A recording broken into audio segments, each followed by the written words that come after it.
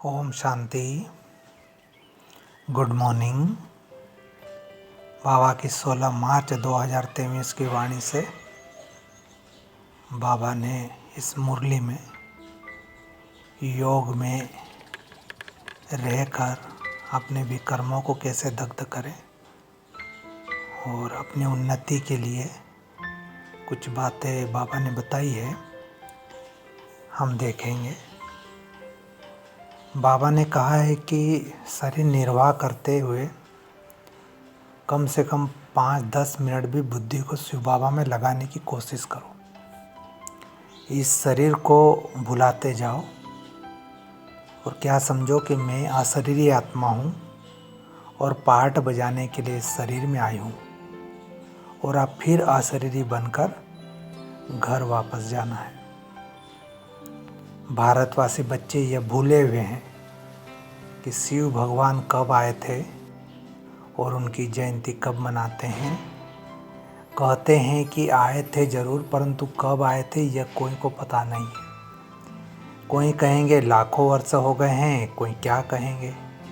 Accurate तो कोई पता नहीं बता सकता है, यह तो बाप ही बता सकते हैं। और कहते हैं कि बच्चे, मैं 5000 वर्ष के पहले भी हम तुम बच्चों के पास इस महफिल में आया था। भगवान तो है निराकार, तुम उनकी पूजा करते हो, कहते हो कि हे परमात्मा, हे भगवान। उनको कोई देवता नहीं कहेंगे, देवताएं हैं ब्रह्मा, विष्णु और शंकर। आगे बाबा ने कहा है कि कौन सा टाइम है जिसमें अच्छी रीति भगवान को याद कर सके। तो भगवान ने समझाया है, यूँ तो चलते फिरते उठते बैठते याद कर सकते हो। अभी तुम यहाँ बैठे हो और बाबा कहते हैं कि मैं तुमसे पूछता हूँ कि स्त्री को कभी याद करना हो तो अब नाम स्त्री का सुना और झट बुद्धि भागी स्त्री की तरफ, तो बुद्धि का काम हो गया ना। वैसे ही तुम भल कोई भी काम शरीर निर्वाह अर्थ करो, परंतु शिव बाबा के पास बुद्धि लगाने की कोशिश करो। 5 मिनट 10 मिनट भी याद करो। हाँ, यह माया भी विघ्न जरूर डालेगी, काय में याद में। तूफान बड़ी जोर से आएगा, डगमाने गाने की कोशिश भी करेगा, लेकिन फिर भी तुम अपना पुरुषार्थ करते चलो। भगवान समझाते हैं कि मुझ एक को याद करो, मुख से कुछ भी कहना नहीं है। तुम स्त्री को याद करते हो तो कुछ मुख से कहना पड़ता है क्या? ख्याल आया और बुद्धि भाग जाती है। यह बेहद का बाप तो सदा सुख देने वाला है। तो अब तुम्हारी सगाई कराते हैं उस परमपिता परमात्मा से, तो उसको याद करने का प्रयत्न करो। माया तो तूफान लाएगी, सारी दुनिया दुश्मन बन जाएगी, परंतु बाप को नहीं भूलना। जितना बाप को याद करेंगे उतना विक्रम विनाश होंगे।